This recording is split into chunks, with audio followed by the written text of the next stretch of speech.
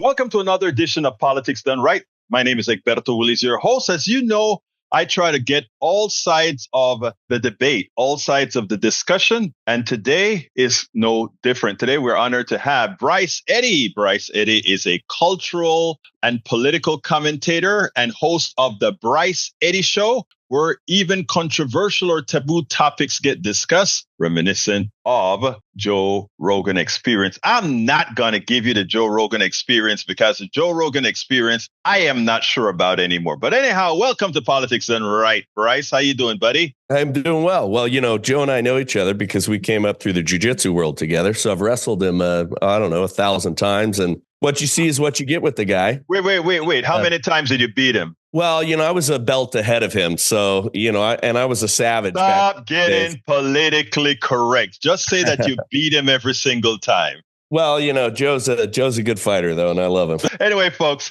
look, here's what I want to discuss with you. I want to discuss several topics. Conservatism. I want to discuss Donald Trump. And I want to discuss something, healthcare.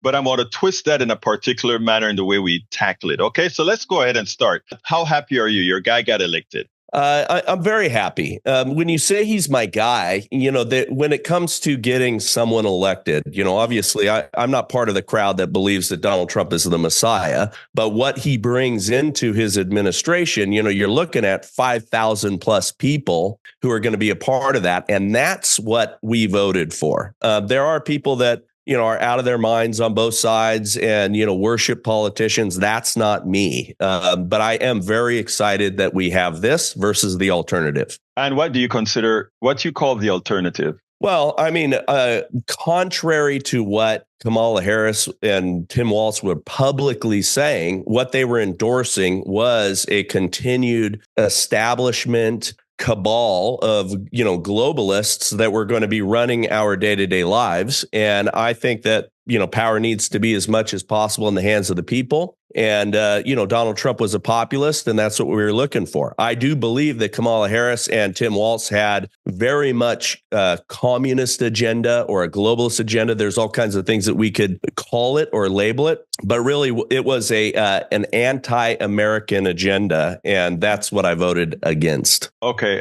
Before we go into the 5,000 people that Donald Trump is going to bring in, what do you call an anti-American environment? Specifically, what policies would they support that you would be against? Oh, I mean, from, you know, her tax policy, monetary policy, the endless wars, All right, let's take that one at a time.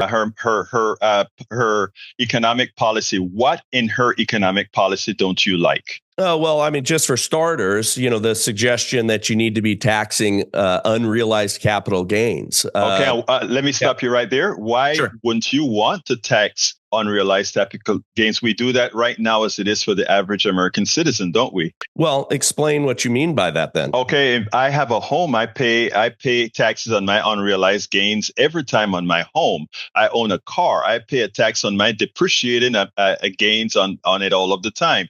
Now, the only people that don't get taxed on their unrealized gains are rich people who own stocks. I mean, while stocks are spread over the entire community, the entire sets of people, over 90% of stocks are owned by the top 10% or less of people. So therefore, if we look at where tax are biased against, right now it is rich people who actually get the support of taxes. Don't you agree? No, not entirely. But what I'm saying, is there anything wrong that I just said? Okay, clarify what you're saying then so I understand. Because what I'm saying is the following. I'm saying, if you take a look at all the assets of this country, right? Sure. Most of the assets of this country, 90% of the assets of this country is controlled by less than 10% of the people. In fact, 1% of the people control 80% of the assets. All of those assets, or most of those assets, are held in as unrealized gains. Okay? In other words, they have a value that won't be realized in cash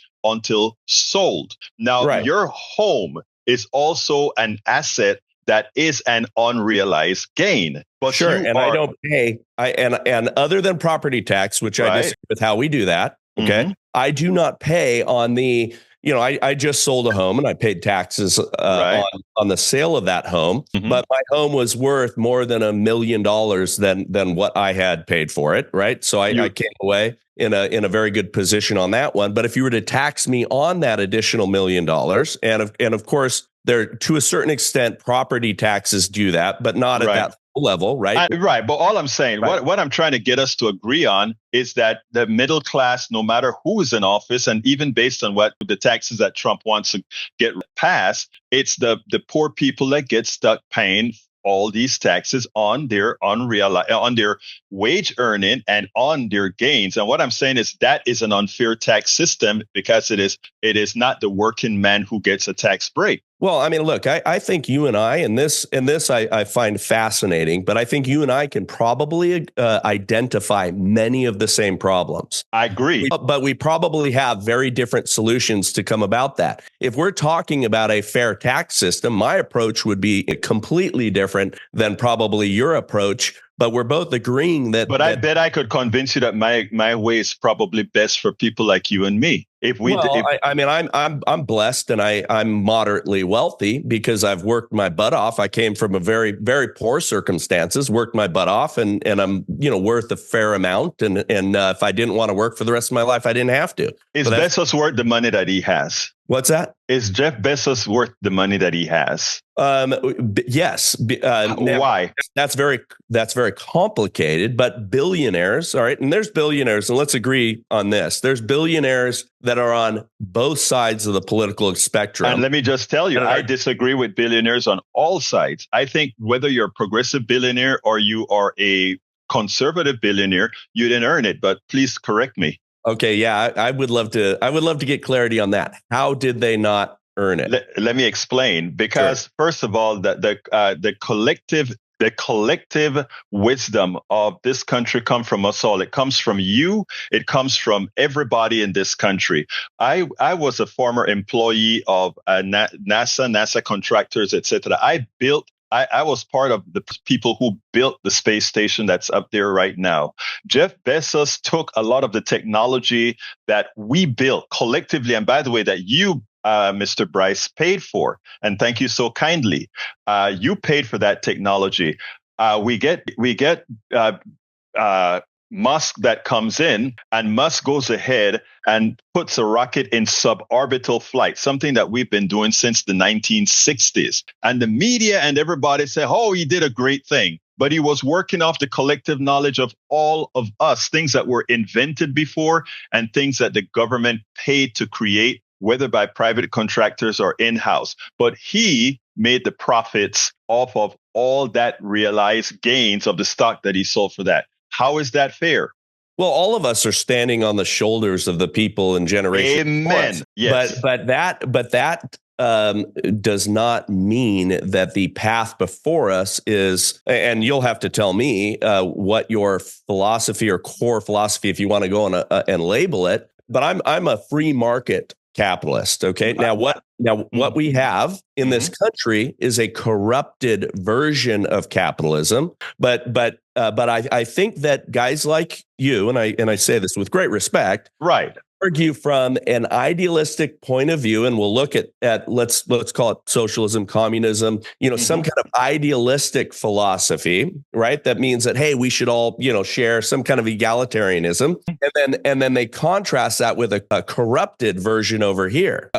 What we need to do is repair this over here. And I'll bet you and I could go down a tremendous list of things that we agree upon that are fundamentally corrupted, that I believe have been corrupted by government influence and government grift in the entire process, that puts it to where, we've destroyed small business, we've destroyed the middle class, but our solutions are not to go down a path where we're going to eliminate people being able to be wealthy. No, I don't want. Are you worth? Let's say you're worth $20 million. I don't know what you were, but let's say you're worth $20 million. I don't have a problem with you because that's peanuts. Okay, $20 million, peanuts. It's for a lot for a poor person. It still puts you in the upper 5 percentile, or probably a little better than that. Okay. Yeah, well, I mean, you're in the top 1%. I mean, the been a minuscule But percentage of people on Earth.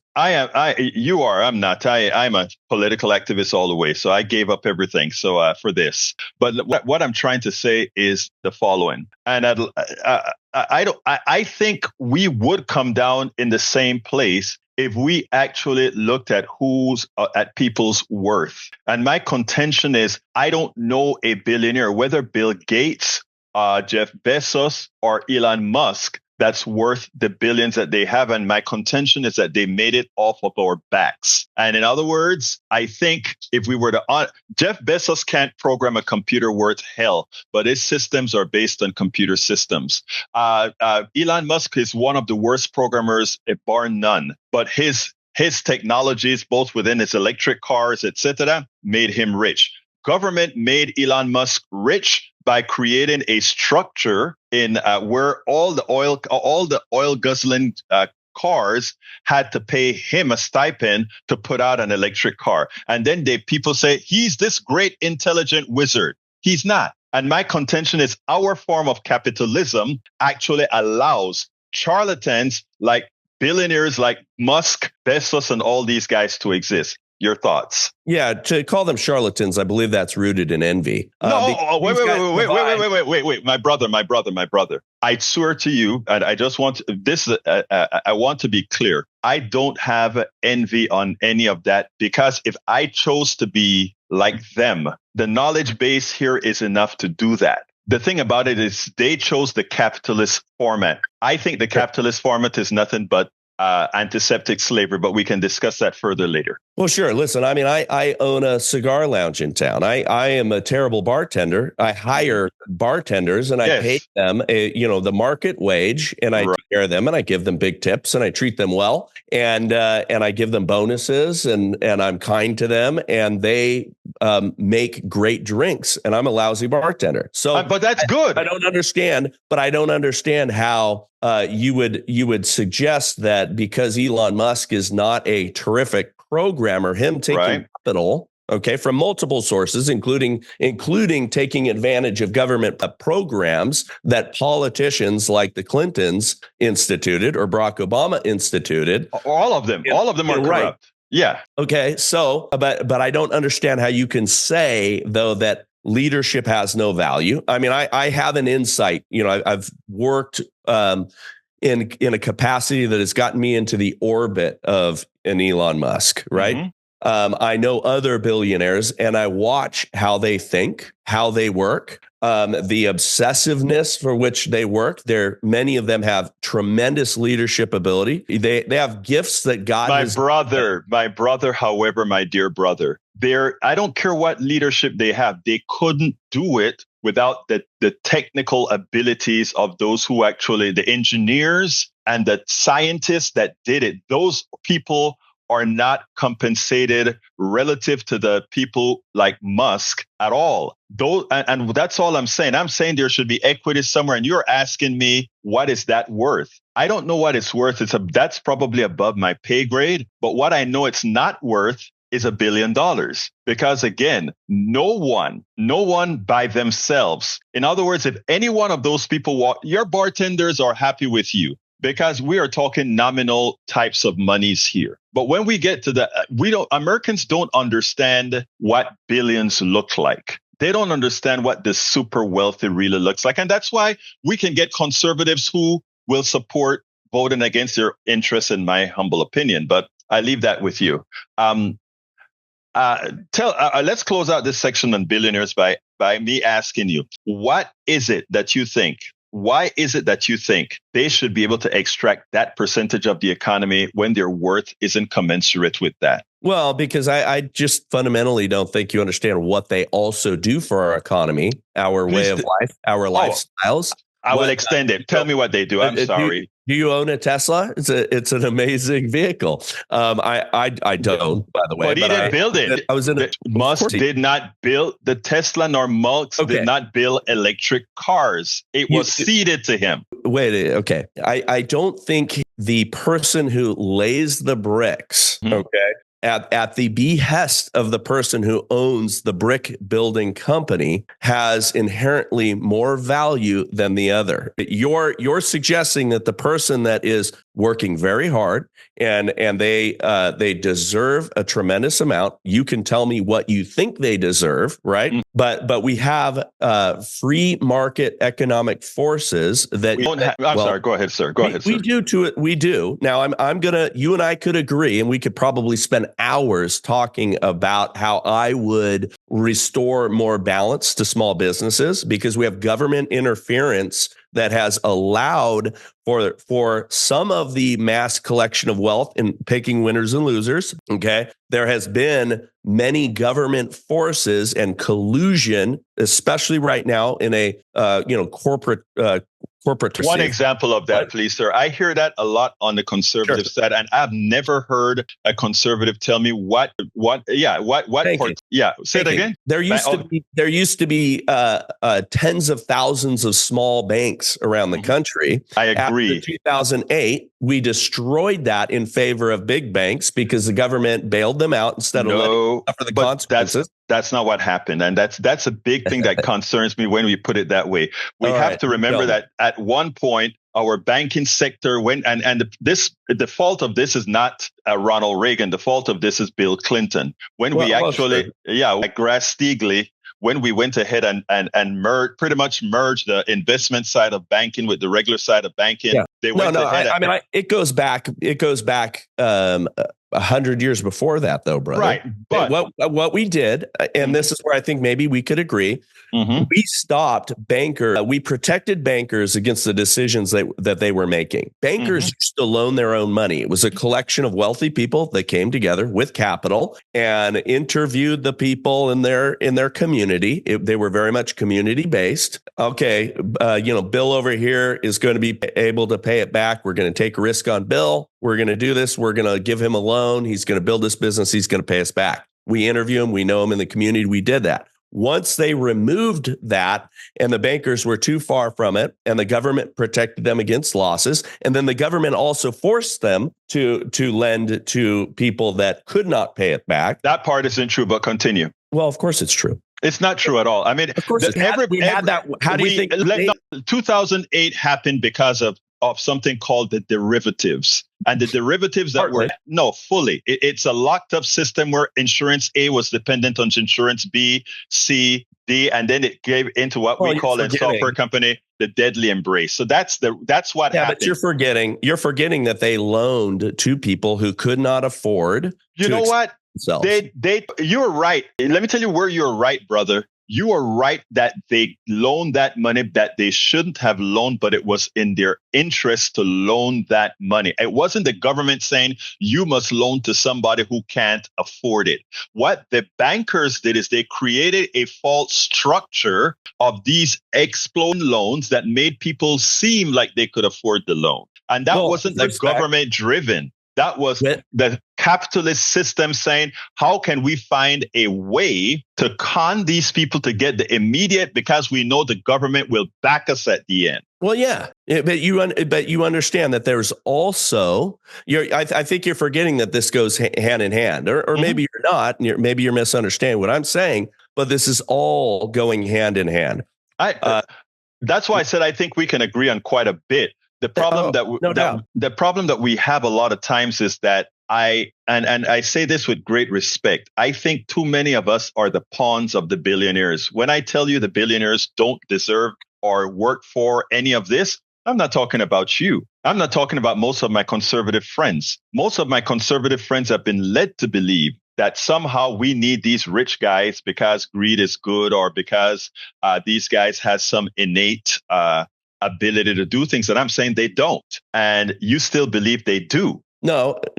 I do not believe in, and I want to hear some of your solutions, because I don't want to leap to all the conclusions based on what you've already said. But no, I believe that free market capitalism is superior to all other forms, even if it has inherent problems. I think most of the problems come from what has happened with government interference and the manipulation of our government and our state taking too big a role in these sort of things in favor of the billionaire class, or call it the oligarchs, call it the globalists, because I think we have a big push there. I think that is who our enemy is. I do not think it is all of the people, the billionaires, the drivers of wealth, because they do drive wealth. I do not think that you lay it at all of their feet. And I do not think that we create a structure where you artificially bring the government in to create an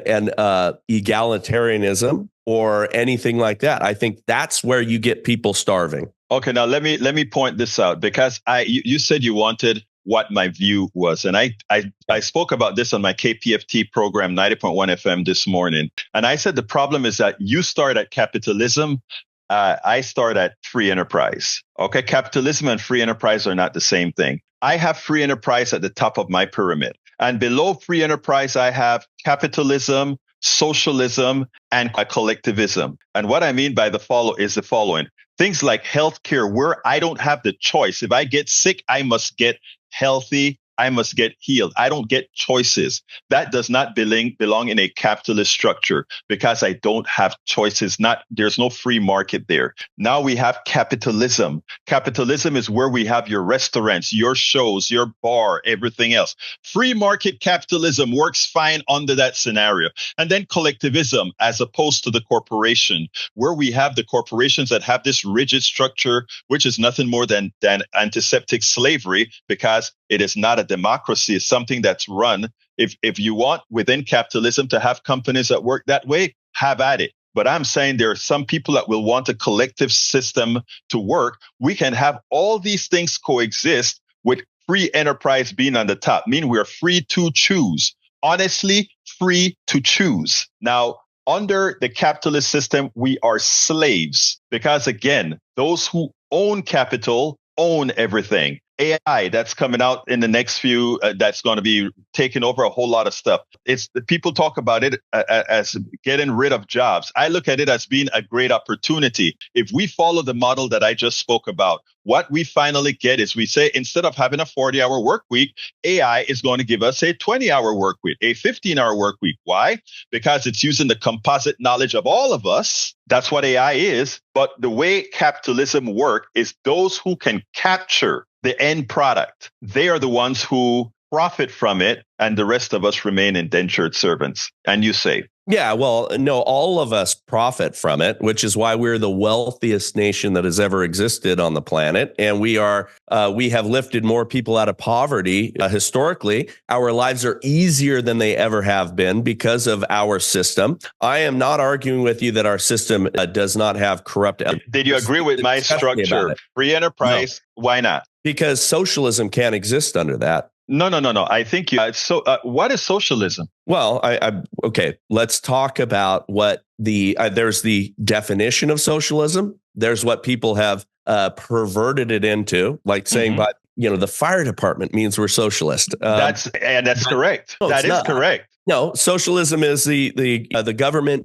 owning the means of production. Do you know of anybody? Do you know of anybody in America? And this is a question that I ask all the conservatives that I speak to.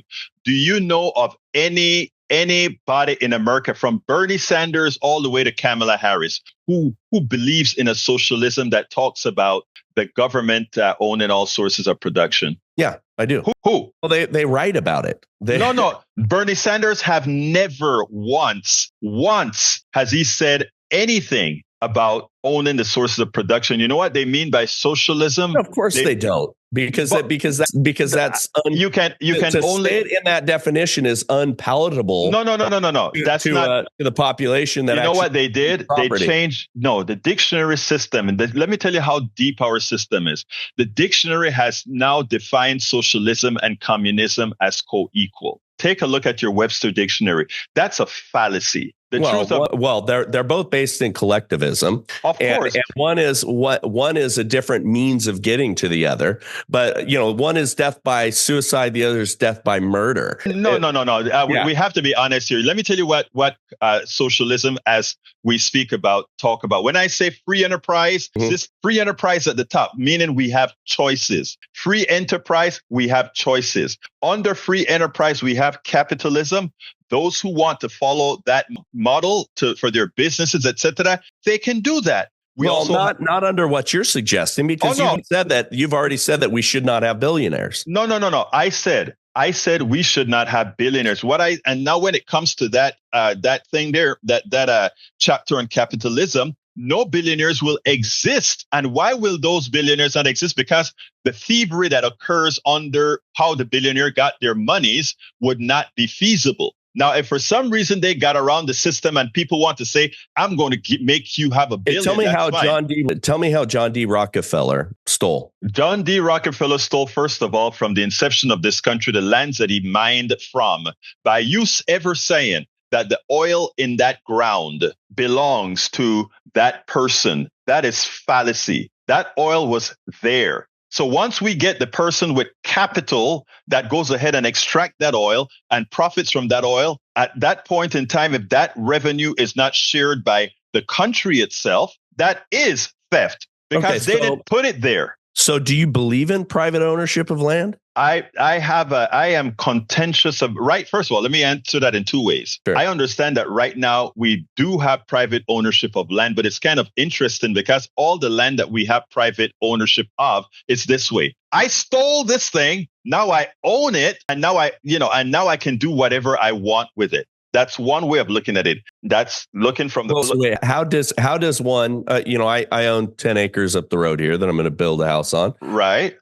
How did I steal that? Well, you didn't steal that land. You're a part of a structure that's already in existence. But the people who sold that land and the people who acquired that land in the first place, the generation one of the people who came to this plan and says, I take this land in the name of either the Queen or in the name of the United States or whatever. At that point, it was a homesteader, and I right. But what I'm saying, the homesteader that you got, right? And this is what I think we need to be humble about. A lot of the homesteads that people haven't said, "Oh, this has been in my family for generations." Yeah, it was in your family for generations, but guess what? It started being owned by somebody else, and that it was nobody paid for it. The country just took it. And when we are honest with ourselves and realize, you don't have any problem with just taking the land, right? No, I do not. And that's fine. And what I'm saying is I do. And those are some fundamental differences between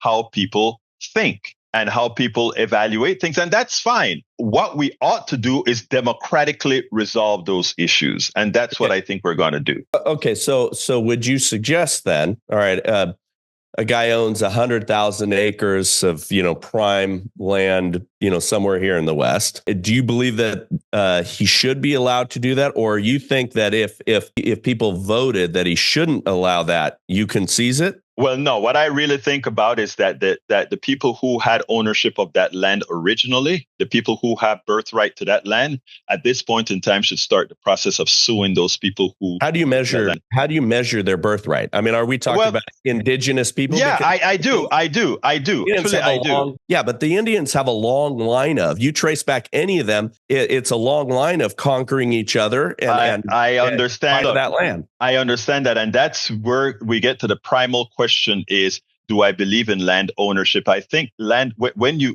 bring all those machinations in, you see the issue. It's a real issue. It's like, who has the land? The person who conquers it. And well, if somebody else conquers it from you, don't complain. But that's a kind of veering off that veers off the subject a bit. I think we have a good understanding on things like capitalism, but I want to talk about Donald Trump in a matter. Do you think Donald Trump is a good guy? Well, I don't think anyone's a good guy. I think we're all inherently sinful. I think we all have our problems, but I'm not voting for, pastor in chief. I'm not voting for, you're always voting the lesser of two evils, unless Jesus is on the ticket. I'm sure you've heard that before. Mm-hmm.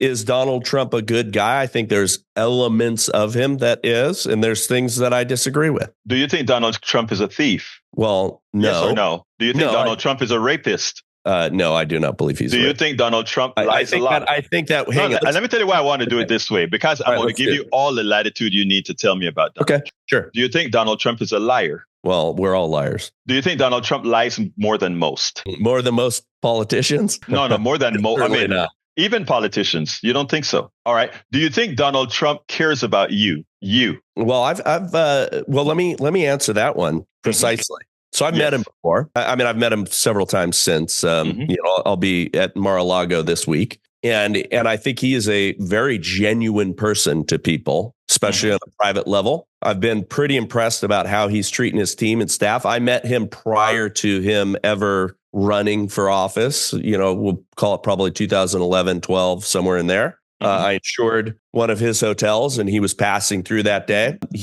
I had a great story told to me from his former driver, who's now the GM of that particular hotel, who said that the day I went to work for Trump, he said, if you pay attention, you listen and learn, you're not going to be my driver for long. And the guy moved up through the company and was a very competent GM of that particular hotel. I can't tell you how many people I know who are lauded by the public, whose children hate them. And Donald Trump has well-organized kids who love and appreciate their father. So it tells you a lot about who he is behind the scenes. I think calling him a rapist or, things like that based on E. Jean Carroll, who had zero credibility. There was nothing about that was credible in her arguments. There was nothing about that trial that was fair to Donald Trump, including not being allowed to bring in evidence about her character in the process. And I think we have a problem when we have that much lawfare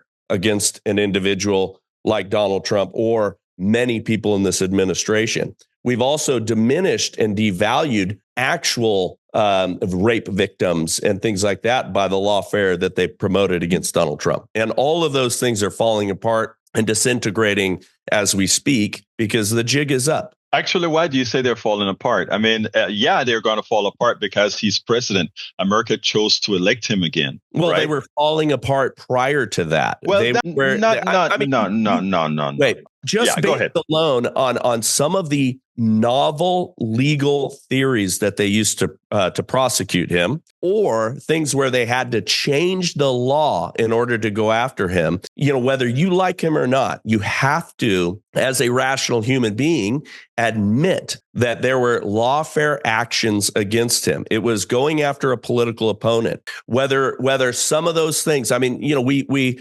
elevated misdemeanors to felonies using all kinds of artful legal shenanigans. You have to see that. And I don't believe Donald Trump is Jesus Christ or my Messiah. Well, I don't agree with you that these things were elevated unduly because it's been done a whole lot before. Hey, Alvin Bragg and others ran specifically on the idea that you elect me, I'm going to do whatever it takes to go after Trump. Well, I think Trump does the same thing too, right? No. You don't think he did that? You don't think he did that when he said he would arrest Hillary Clinton, and he said that on stage for all of us to hear? You don't think he did that as well when he did it with the FBI director? You don't think he did it as well when he actually, as he's running right now, said it's going to be retribution at the next election? So what I'm saying is let's not play the side of this equality. They both do it, but let's talk a little bit about this. Why is it that he's surrounded with guys like Pete Hegseth for defense secretary, this guy that his own mother thinks he is an abuser of women? Why is he that he's around somebody like Gates, who we know for a fact is a dope, sniffer, as well as, All right. Tell me how we know that for a fact. Because again, okay, let me back up because I'm glad that because I know Matt Gaetz. No. Let me tell you, I'm glad that you asked that. Okay, given the evidence and that has come out, the people who've said they've been with him doing these drugs, etc. Given that conservatives on the floor have seen some of the pictures of Gates crushing his Viagra with. I don't remember what else it was, and talking about it and showing them the women. Again, these are conservative Congress people. I've seen all of these things. They've come out and said it. So there may be a 1% chance that it's not true, but the overwhelming evidence is there that he does it. But my whole contention is it's not overwhelming evidence, and you need to stop that because you're playing into the games that they play on both sides. By the way, no, don't do that. Let me give you an example. Donald, sure. I am so happy that Biden pardoned his son. And the funny thing about it is I'm not even a fan of Biden or his son. Right. But I just think that based on what Donald Trump said he's going to do, I was happy that he did it. All the Democrats are, to put it bluntly, are pissing me off because they're out there. Oh, he went against what he said. He said he was. And I'm like, are you saying Democrats? Because in what I'm reading, all the Democrats are like, yeah, that's right. He should have pardoned him. I don't know where you're seeing here. If you take a look at, I'm seeing it bubble up. No, brother. In fact, I was watching Don Lemon today, and he's just as upset as I am because Democrats are like little punks with their tails within their legs that are there saying, "Oh, he went against his word." No. Well, I'll take your word for that. I'm seeing hundreds saying that they're happy that he did. So that is one of. I expected him to. Mm-hmm. The only thing that I've seen coming out of the conservatives that I respect is calling out the fact that he boldly said that he would not do that and pointing out the hypocrisy of that, which I think that's fair. And has Donald the same thing? Has Donald done the same thing over and over again? Well, everybody has their list of pardons, but no. That's not what I mean. He pardoned him for things that he did or may have done. Versus, people are trotting out Jared Kushner's father, who served time for the things that he was pardoned for. Not an open-ended. Now that part is true, pardon. Brother. That part is true. But I mean, given that he only has about 50 days or so in the House, I am all for what he did, and I'm telling you this because what I want him to do next is to pardon everybody in the Justice Department. Because again, it's not going to happen. But I wish he would. That said, my concern about this is, do you have children? I do. Okay. How many kids do you have? 3. Any women that are kids? All daughters. Oh, man. That's your fault, right? I love it. I have a daughter. I love it. These girls are the best to her heart. 21, 20, and 15. Oh, man. You're really in those trouble ages right now because all those boys are looking at your beautiful daughters. Well, my oldest just got married and she married a great guy and I love him to death. Well, you know what? You're a lucky man. But let me just tell you, how can you vote for Donald Trump, right? And look at your kid in the eye, knowing, I'm assuming that you believe this guy has been a predator before, given the number of women that have claimed he's a predator. So here's the problem with what they have done in our modern politics is everyone you looked at.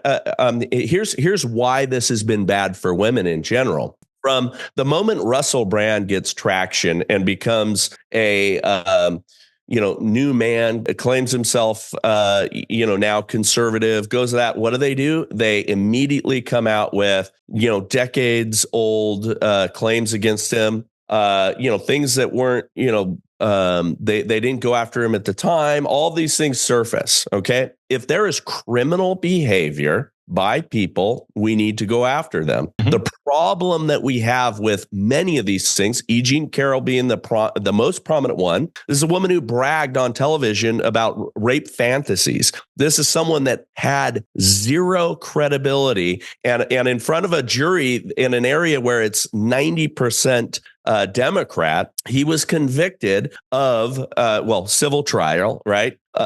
Not even of rape, but the judge from the bench says that, basically it was rape. All of that stuff makes it to where you're not going to be believed. My question to you, all of the same thing. Hang on. I have personal insight into what they did. Congressman Madison Cawthorn is one of my very good friends. Mm-hmm. He was out here for my daughter's wedding a few weeks back. We spent a lot of time together. I know him well. I know him as well as anybody. They paid one of his friends $200,000 to get pictures and give a password to his iCloud account so they could pull pictures and take them out of context, including one of which was him with a couple of gals, him being draped in lingerie that was when he was 19 years old on a cruise ship game show with his family in the audience. And they pretended like he was a sexual deviant based on that. They do this to everyone. And on all sides. On all sides. Mostly on all sides. But I would put the balance of it, and I'll tell you exactly why, is because conservatives tend to generally have more Christian foundational underpinnings. Thank you for making the segue, because let me just finish this sentence. Yeah, go ahead. Is they know that gets to us and destroys credibility. Okay. So they'll attack us with those sort of things. I mean, the second anyone on our side runs for anything prominent or gets pushed up for anything prominent, immediately. And that's not what the conservatives generally do. And we know by Bill Clinton and JFK and everybody else, people in powerful political roles and positions or certain personality types get compromised by deep state actors, honeypots. All of those sort of things exist in politics. I wish it didn't, but it does. Now, let me tell you, I can refute everything that you said with respect to the number of memes that come out that are misleading, etc. The right wing has a much, much bigger machine. In fact, it is paid for.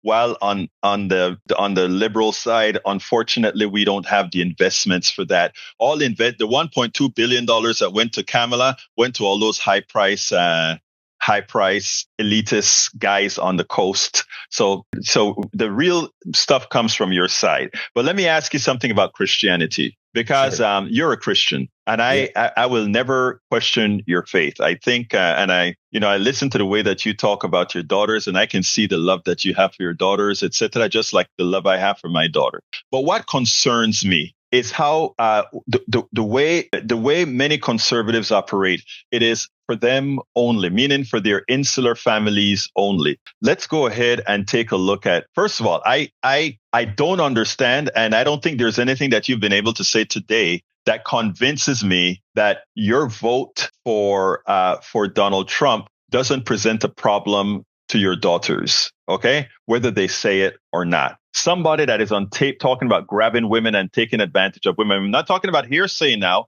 I'm talking about what he said. Your daughters, in my humble opinion, even as they are within your framework, there's something in the back of their heads that are going to wonder, how can this guy be the president of the United States? And their sons have to wonder, are we justifying the abuse of women by men just of what this guy said? Before I let you answer. Wait. Let's go on what he said, though, because you're mischaracterizing. No, you're turning it into sexual assault when he said a fundamental reality and truth. If you are a powerful celebrity who's incredibly wealthy, women throw themselves at you and will let you grab them by the nether regions. I'm not. What he said. Again, it doesn't. I'm not advocating it. Obviously, no. I know that's what mischaracterize. I gave you sexual assault, Brother Bryce. I gave you your kudos as a Christian. Now I am confronting you with non-Christian acts, okay, by this guy. Well, I'm not considering that a Christian act, but I get it, sir. I understand. I honestly understand. What I'm saying is you cannot make this guy any type of moral person, no matter what you try. I don't. Okay. And that's good. I'm glad that we're at least there. Okay. Now, what I'm saying then is to put this guy in the highest elective office. It does something, not maybe immediately, to the psyche of children, because we have now moved the pole. We've moved it. But biblically, right, the things that is supported, I know you know your Bible very well. We should not be treating the foreigners the way we treat the foreigners right here in this country. We should not be doing, if we are biblical, the things that we are doing in this country today with regards to healthcare, we shouldn't be doing. The things that we are doing with regards to childcare, we shouldn't be doing. And I don't see, capitalism is in direct contrast with the Bible. Capitalism in healthcare, capitalism in all these other forms of social things that we need is in direct conflict with the Bible and in some of your foundational material. Oh, I can prove that. But go ahead. Why is it not true? Okay, you're pretending that the concept of business did not exist in biblical times. No. Jesus, in fact, when they had business on the Sabbath, went and tore down the whole thing, right? Okay, wait. You're talking about the temple. You're right. Exactly. Yeah. Money changers in the temple is different than what we're talking about here. You're pretending that they didn't have tent makers and fishermen and all the people that sold their goods in the marketplace. What happens on your side is you take the idea that we need to care for the poor. Yes. And you overlay on top of it the responsibility of the state to do that, which is not what Jesus talked about. No. Us taking our money voluntarily and giving to the poor, which I give hundreds of thousands of dollars a year. Like I said, I think you're a good person, but I think the thing about it is, as a society, there's a difference between a society. We have a society for a reason. Society is that together we do things better and more effectively. And I don't want to depend on your generosity to have a society that was built by a whole bunch of folk that has some aberrations in that society that has to be mitigated via what taxes do. Yeah. Here's our conflict. You believe. And this happens in Europe, and Europeans do not give to charity like the U.S. does. And the reason being is because they have been told and conditioned forever that the state,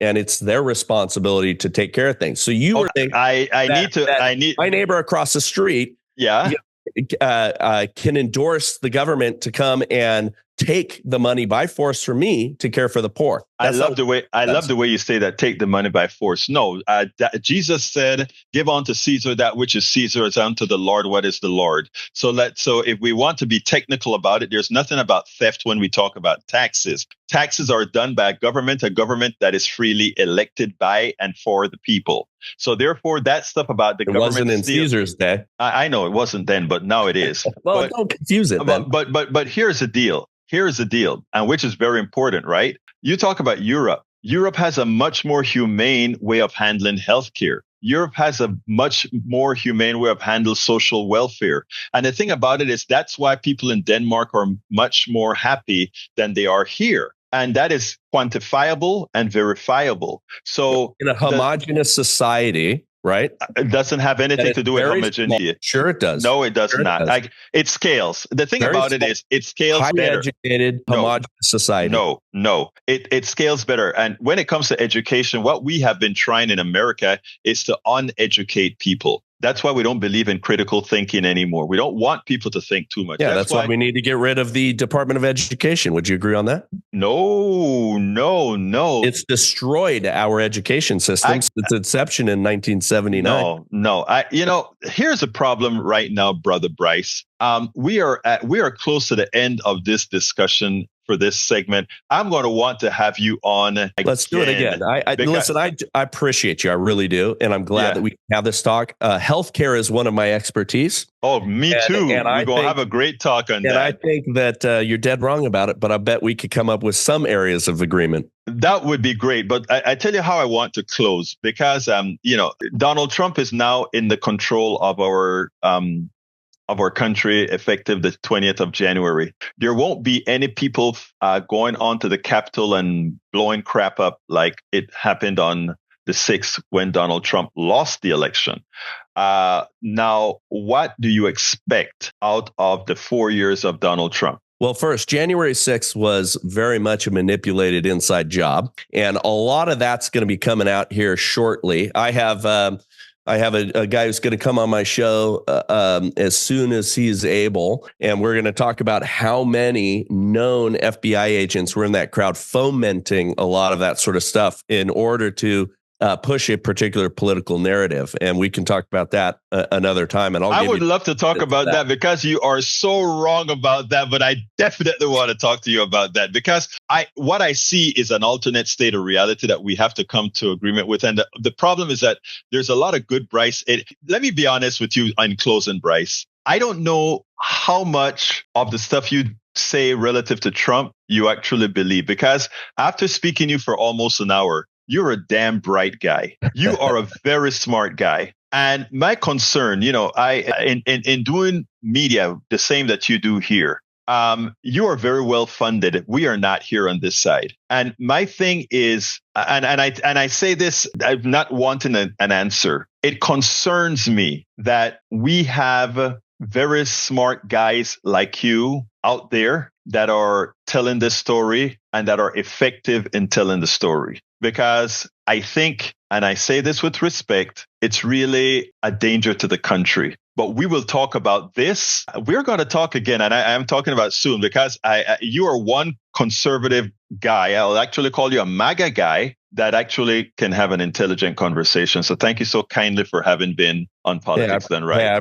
I appreciate it. Thank you so much. I'll leave you with one thought. I voted for Godzilla, and I do believe everything that I've said. I voted for Godzilla in the hopes that he holds back the hordes emerging from hell. We can talk a little bit more about that, but in his administration, including people that I know very, very well, who are believers, who are stand-up moral actors, will be a part of this administration, and that's what I voted for. I love you, brother. Love you, brother, and we'll talk again. Have you on my show as well. We'll arrange. I appreciate that. We spend a lot of time deconstructing the news, trying to parse it into a form that everybody can understand. We try to find those little nitpicks where it flies above the fray, etc. If you really like these videos that we do, I want to ask a big favor. Please go ahead. Number one, subscribe to our channel. And number two, please join if you can. Thank you so kindly for watching. Keep watching. Please remember to share. We must populate the entire internet with our progressive message, a message that we know is what most Americans say that they want. So help us, please join.